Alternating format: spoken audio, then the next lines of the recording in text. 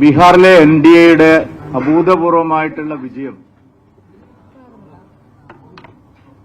ഏറ്റവും മാതൃകയാക്കാവുന്നത് കേരള സംസ്ഥാനത്തിനാണ്.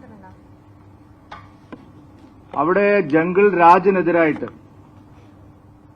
അത്തരം ശക്തികൾ ഇനി വേണ്ട എന്നുള്ള ഒരു ഉറച്ച നിലപാടാണ് വോട്ടർമാർ സ്വീകരിച്ചത്.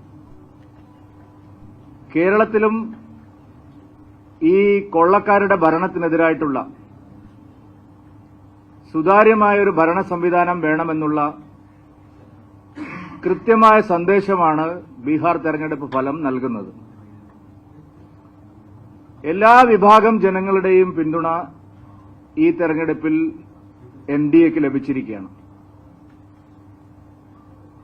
യാദവ് മുസ്ലിം കാർഡിറക്കി, വർഗീയ ജാതീയ കാർഡിറക്കി തെരഞ്ഞെടുപ്പിൽ ജയിക്കാൻ നടത്തിയ ഹീനമായ പരിശ്രമം ബീഹാർ ജനത സമ്പൂർണമായിട്ട് തള്ളിക്കളഞ്ഞിരിക്കുകയാണ്.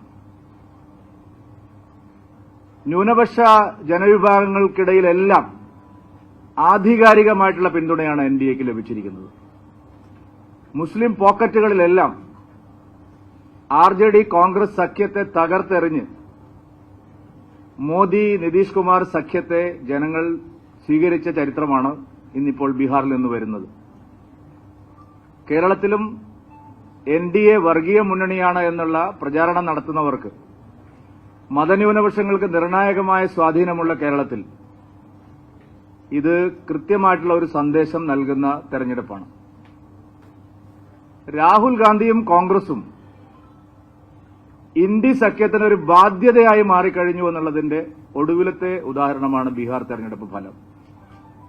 ഇനിയും രാഹുൽ ഗാന്ധിയെയും കോൺഗ്രസിനെയും കൂടെ നിർത്തി ഇന്ത്യ സഖ്യത്തിന് മുന്നോട്ട് പോകാനാവില്ല എന്നുള്ള വ്യക്തമായ സന്ദേശം ഈ തെരഞ്ഞെടുപ്പ് നൽകുന്നുണ്ട്.